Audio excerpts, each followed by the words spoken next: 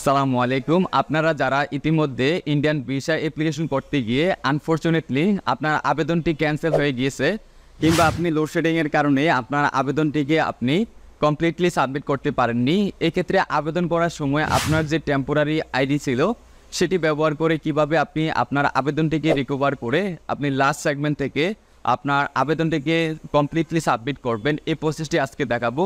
এবং দর্শক, আপনারা যেটা করেন, অনেকে আপনার যদি আবেদনটি ক্যান্সেল হয়ে যায় বা কোনো কারণবশত আপনি আবেদনটি সাবমিট করতে পারেননি, সেক্ষেত্রে অনেকে যে প্রসেসটি ফলো করেন সেটা হচ্ছে নতুন করে পুনরায় আপনি আবেদনটি করেন এবং এক্ষেত্রে আপনাকে সম্পূর্ণ তথ্য নতুন করে বসিয়ে কিন্তু আপনাকে আবেদনটি সাবমিট করতে হয়।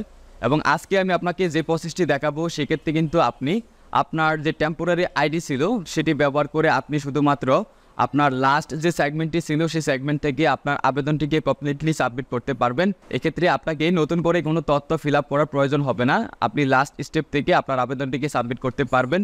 তবে বরাবরের মতো রিকোয়েস্ট করব, আপনি যদি আমাদের ইউটিউব চ্যানেলে নতুন দর্শক হয়ে থাকেন তাহলে কাইন্ডলি আমাদের ইউটিউব চ্যানেলটি সাবস্ক্রাইব করে পাশে থাকা বেল আইকনটি প্রেস করে রাখুন, যাতে আমাদের এই ধরনের ইম্পর্টেন্ট ভিডিও আপলোড করার সাথে সাথে আপনার কাছে পৌঁছে যায়। ওকে, ব্যাক টু কম্পিউটার। দর্শক, আপনারা আপনাদের হাতের মোবাইল ফোন অথবা পিসি যে কোনো একটি ব্রাউজার ভিজিট করবেন এবং সার্চ বারে আপনারা টাইপ করবেন ইন্ডিয়ান ভিসা অ্যাপ্লিকেশন এলিগালি লিখে সার্চ করবেন এবং সার্চ করার পর আপনাদের সামনে ফার্স্ট যে সাইটটি আসবে, আপনারা এখানে Indian visa apply or Indian visa বাংলাদেশ.nic.in এই লিঙ্কটির উপরে আপনারা প্রেস করবেন বা ক্লিক করবেন এবং ক্লিক করার পর আপনাকে যেটা করতে হবে, এখান থেকে complete partially file form second one যে অপশনটি অর্থাৎ সেকেন্ড যে বাটনটি থাকবে এটির উপরে আপনাকে প্রেস করতে হবে।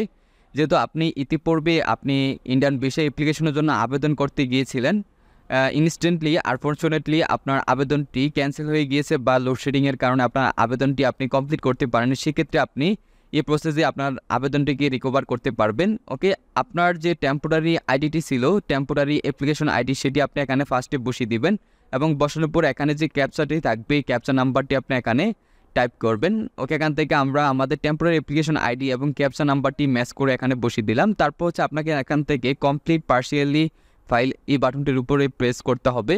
ওকে, প্রেস করার পর আপনি দেখতে পাচ্ছেন যে আমরা যে অ্যাপ্লিকেশনটি করেছিলাম আমাদের অ্যাপ্লিকেশনটা এখানে শো আপ করতেছে এবং এখান থেকে আপনি জাস্ট এখান থেকে সেভ এন্ড কন্টিনিউ এই বাটনটির উপরে প্রেস করে করে আপনার আবেদনটি আপনি লাস্ট যে পর্যন্ত আপনি আবেদন করেছিলেন আপনি লাস্ট আপনার সেগমেন্টটিতে চলে যেতে পারবেন।